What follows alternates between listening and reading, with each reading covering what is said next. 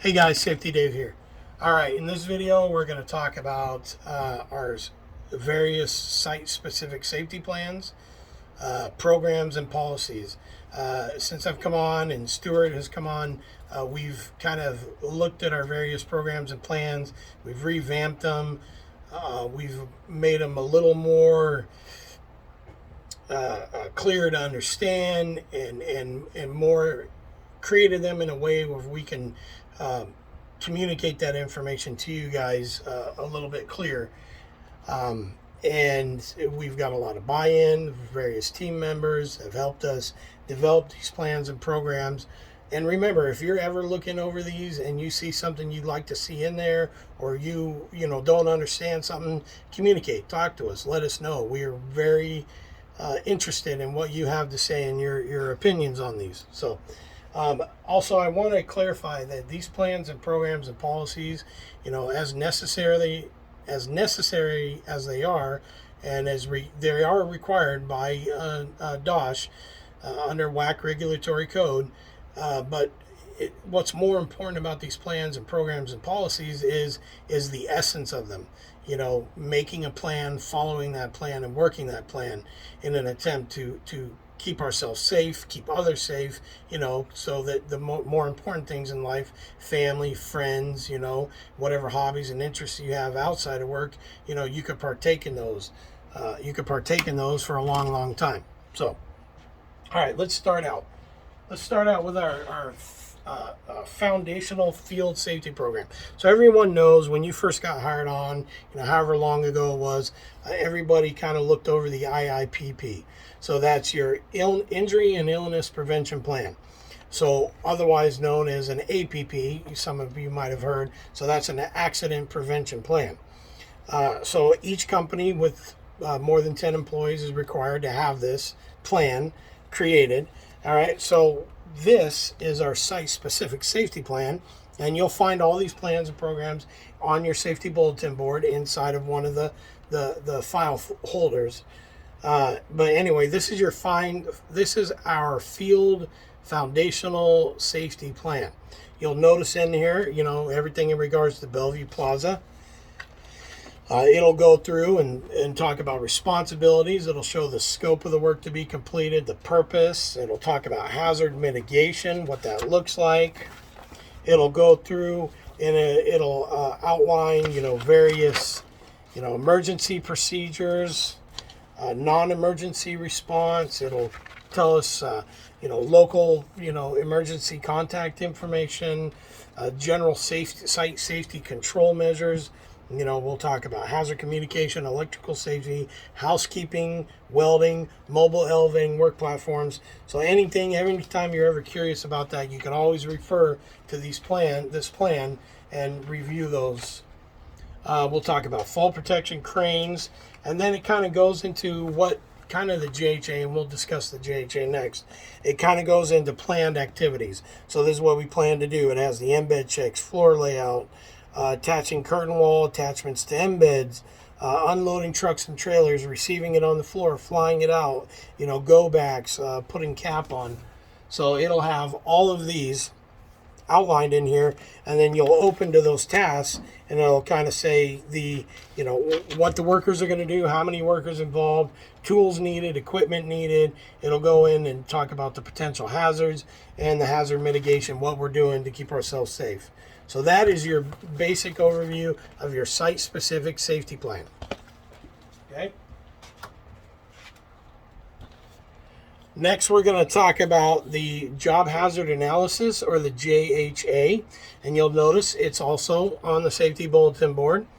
So it'll just kind of have our company information, who the site superintendents are. So Bellevue Plaza, are going to be Brian Seisler and Curtis Longber.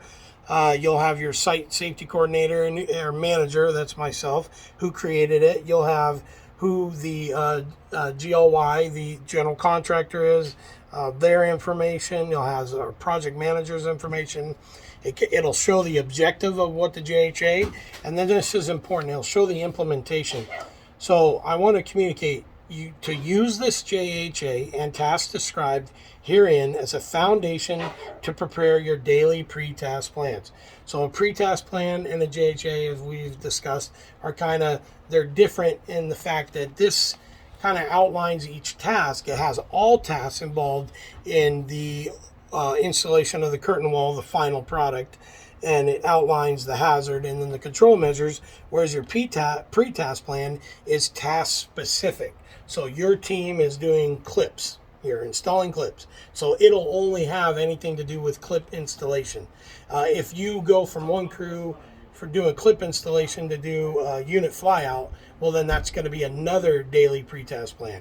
And these pre-task plans need to be gone over before shift, before you start that task. So if in the middle of the day you go to another task, you need to go to that crew and say, hey, where's your pre-task plan? I need to kind of review it, get my mind wrapped around this task and sign off on it. All right, under the JHA, you'll have a content page. It'll kind of just show all the tasks, embed checks, floor layout, curtain wall, clip, unloading trucks and trailers, receiving units, materials on floor, go backs, unpacking curtain wall, unit prep, unit flyout, and installation. And then, so those are all the tasks that are included in this JHA, which is kind of your foundational, how we're going to mitigate and protect ourselves throughout each of these tasks. So just to kind of give you, each task is on 2 pages. So you'll have your task. This one's embed check. It'll have the PPE required to do this task. It'll have, basically what the task is, what's being done, how many workers are involved. And then you'll notice 2 columns here. 2 columns. You'll have your hazard. So this outlines your hazard. So for instance, the first one's going to be fall hazards. Workers could fall to a lower level while working on the leading edge or while ascending and descending a ladder, say to, connect your anchor point. Fall hazards, here's your control, which is your mitigating, how you mitigate those hazards. So fall hazards, workers will perform a task behind guardrail system as much as feasible. If workers must cross through the guardrail, workers will wear full body harness with an appropriate lanyard connected to an approved point. And it just kind of goes on how to protect from falling over a leading edge or falling. So that's kind of an overview of your JHA. There are other tasks involved. Like I said, look at your content page, go to that task, it'll have the page number, and you can review the task, the hazards associated with, and the control measures we've set forth. Next is a smaller program. It is our site-specific Walters and Wolf Curtain Wall COVID-19 prevention field protocol. So if you guys are ever curious when and where to wear masks, what you need to do if you're sick, how to call in, how to communicate, if you have symptoms of COVID, this is outlined in our field prevention protocol. So this is also on the safety bulletin board. We'll kind of review that. I know that this was updated on August 24th. I know for a minute there, if you were vaccinated, you didn't have to wear masks, but now we do. So make sure you thoroughly read and understand this so you don't keep getting in trouble for not wearing your mask when you should be. All right. Next, this is a really pertinent and important document. This is our fall protection work plan. All right. You've probably seen the older ones at Yale and Dexter. I kind of cleaned it up a little bit, took out information we didn't really need. The important thing about this fall protection work plan, and the reason we keep it on the safety bulletin board, is by law, this has to be on site, available for your review at all times. So we keep a copy of this. I also keep a copy in digitally on SharePoint and in Teams, and then I have my own leader binder. It's kind of the Bellevue Plaza overall safety documentation I keep. So if you ever want to review this and you can't find it, let me know. I'll get you a copy. So you have your fall protection work plan. You have your table of contents in the beginning, real easy to navigate. Kind of goes over the site information, what fall hazards, where they're at, where they're located, what tasks are being done. It has methods of fall arrest, so you'll notice it has, all our SRLs, our cable, horizontal lifelines, even our retractable in there. It has our harnesses. All right, so it kind of shows, this is what we're using. This is the equipment. This is the method. we're using to keep ourselves safe from a fall.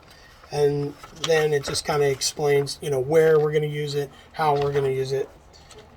Column straps, cross arm straps, ratchet anchor straps, leading edge lanyards. This is the horizontal life, or the guardrail, sorry. This is the SAP system, kind of an example.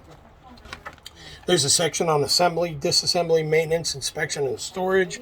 And a lot of these will refer to the appendixes in the back, and I'll show you that. So if you're ever wondering about assembly and disassembly, inspection, we've taken the instructions right out of the Fall Pro equipment manual and put them in this plan.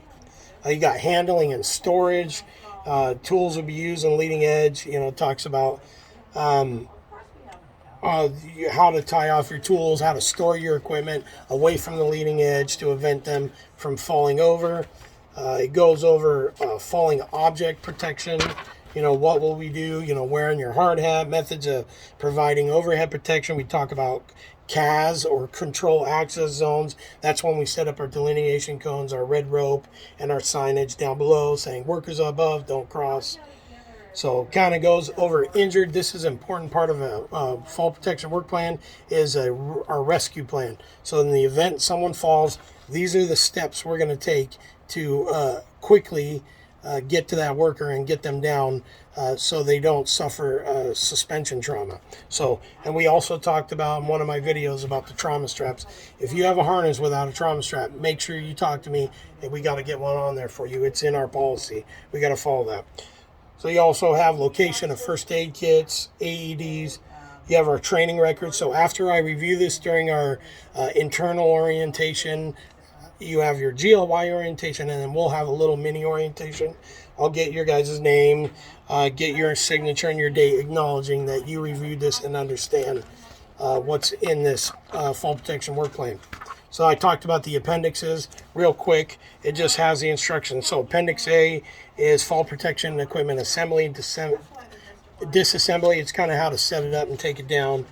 You got your ratchet straps, you got your column straps, the cable horizontal lifeline, the instructions. I'm going to make a video too as well, but this is kind of instructions how to set it up and take it down. I don't know how to fix that. So that's Appendix A. You have Appendix B, which is your Appendix B, which is your fall, how to inspect your fall protection equipment. So you can kind of look at that. You got Appendix C, which is your maintenance, storage, how to store it, how to maintain it properly. So this, like I said, these came from all the manuals, so pretty easy.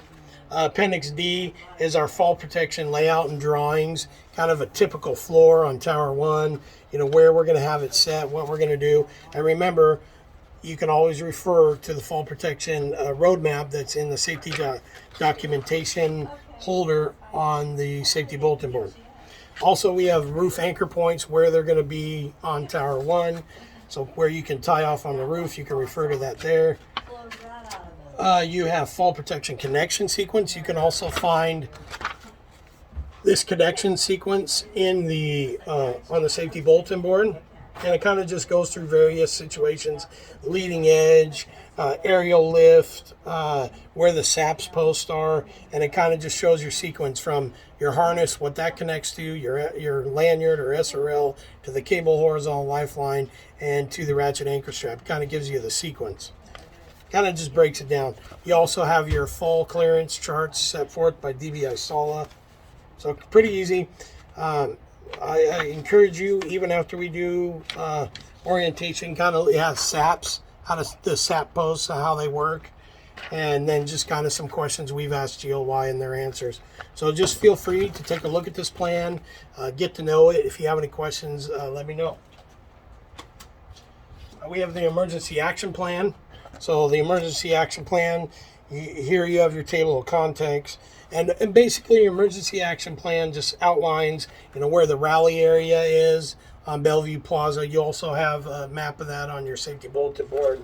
It outlines roles and responsibilities, chain of command. So the emergency coordinator, in the event of an evacuation, it's really important to know whoever your site superintendent is, after you get to the rally area, make sure you communicate with them who might be missing. Let them know they're there, because they have to communicate with GLY to communicate with emergency responders, whether it be medics or fire department. So make sure you know who your emergency coordinator is and communicate with them. We have a hazard analysis, what to do in the event of a fire or explosion, workplace violence, earthquake, flooding. You got severe weather, storms, medical emergency. So this kind of outlines what you do. Do I evacuate? Is first aid treatment required? Do I shelter in place? Do we allow law enforcement to get involved? So that kind of outlines that. Pretty simple. Has general instructions so essentially how to report an emergency, what to do in the event if you have to call 911, what to communicate, your name, phone number, type of emergency, do not hang up. You got to let you know when to hang up. It goes over medical emergencies, where all the first aid kits are, where the AEDs are, and it just kind of gives you an outline of what to do in the event when you call 911. And then it just goes on. It talks about fire emergencies, what to do in the event. It talks about earthquakes, floods, blizzards. So just kind of if you ever want to know what to do in the event of those emergencies or disasters, you can refer to our EAP, or Emergency Action Plan. This is our ladder safety program. So it just kind of outlines, in the event that we have to use a ladder for a task, how we're going to stay safe doing so. It has your table of contents, has your 3 most common ladder accidents, what causes them. It goes through, it says responsibilities of management, so that would be your employer. It talks about your responsibility as an employee. It has general rules for ladder safety. It kind of just a bunch of points and bulletins. We talk about extension ladder, specific safety. We talk about our podium ladder, step ladder, or podium ladder safety. It even has a section on our truck ladders and how to stay safe using those. And it talks about portable ladder storage. And remember, we don't like to stand them up or lean them up to store them. We lay them down or on their sides. And then it has just training record, so it shows when we reviewed this, whether it was your initial or if it was a refresher, and shows the date when you were trained. So during our orientation, we'll go ahead and put your name in there and the date. It has a ladder inventory, so all the ladders that will be on site. So far we've allocated 2 6-foot podium ladders. And those 2 ladders, before they go out, I conduct an inspection on them. So here's an inspection sheet, and I use this to kind of go over, and then we record this and save it. So if the GCE or anybody ever asks, hey, did you inspect that ladder? I can say, yes, this is my findings. This is the ladder we inspected. So that's your ladder safety program. And this is a new program. The last program I'm going to go over is our lockout tagout program. So this program, GLY, is actually for Bellevue Plaza, is coming out with a lockout tagout program. And I just reached out to their senior safety director today, and he said that our program will be supplemental. So their program will not replace our program, but it's kind of just add to. So there will be, you can always use this program to refer to, but I will have a copy of GLY's lockout tagout program. So I just kind of want to review the lockout tagout program and why we have it and what it's needed for. So anytime we perform lockout tagout, WAC regulatory code, DOS basically said you need to have a plan, a program that kind of oversees that. You need to have a person who's authorized to do the lockout tagout. They need to be trained. And we can use this program. I've kind of designed it in order to be able to train them how to do it. Now, the lockout tagout that we perform on our sites, and everybody knows, is when we set units adjacent to the man hoist or the man lift. We have to lock and tag out that car that we're setting 2 panels. It's 2 panels worth of setting next to that. So approximately 10 feet next to that man lift. So you'll go down, you'll communicate, you'll let them know, hey, lock and tagging out car 1, you're going to turn it off, you're going to lock it. This is all done by the authorized person, and this plan and program is going to designate who is that authorized employee. Your name's going to be there, the date of training and authorization. Now, the other people that are involved in this are affected persons. So affected persons would be anybody whose job it is to pass through or use the equipment that's being locked and tagged out. So in a man hoist situation, it would be the man lift operator. So we got to communicate with them. Hey, we're lock and tagging you out. Once you lock it out, you got to make sure that the man hoist is actually locked out. So ask the operator, hey, could you try to operate this under normal circumstances? And if it doesn't work, you successfully locked it out. The other people that are affected would be the people in the setting crew. So you'll communicate with them. Hey, this man lift has been locked and tagged out. All right. So this kind of just designate who's the authorized person. It defines who affected people are. And then it kind of goes through and it shows a section of, lockout, tag out procedures so this is for the man hoist. So that shows a picture of a man hoist, and it goes through intended use. While hoisting unitized curtain wall units for installation, purposes within 10 feet or 2 unit widths to either side of the construction hoist, Walters and Wolf, authorized LOTO employee, will properly lock out and tag out the hoist car. So it kind of explains it, what we'll do. It explains the energy, the hazardous energy involved. So with a man hoist, we have gravity and electricity. All right, it goes through. So just step by step. Step 1, have step 2, notify and communicate. Step 3, ask the hoist operator to shut down the controls. And then it has step 4, completely isolate. It shows you, and I even put pictures in here of a man hoist of where we're going to lock it out, the control, and it even has, if you'll notice on the man lift, the breaker box, it has instructions, and it shows a little lock and it shows the emergency shut off. So step 4 kind of outlines what you need to do, how to properly lock and tag that out. So this is for the authorized employee to refer to if you've been designated, and it kind of step-by-step instruction on how to do it. So if you ever forget, after review this, refer to this program, okay? So, and then it has specific instructions on how to communicate. You got a tag and you have a lock, and we can use the tag on the lock itself to communicate, our name, our number, the date. So, and then just goes through the rest of the step 6, make sure construction hoist, so is fully locked out. And then step 7, communicate with the setting crew. So you'll notice that here, and then it has instructions on how to release that lock and tag out. So step-by-step instructions on how to do that. It has instructions on when can an employee other than the one who applied the lockout tag out, the authorized employee, remove that device, which is never. You have to communicate with them. So say the authorized employee left the site or had a medical emergency and had to be taken to the hospital. It has steps on what we have to follow to take that lock off in the event that the authorized person or the person that set that lock isn't there anymore. So we need to follow these instructions to the T to do that. And like I said, this is all law. This is all WAC regulatory code.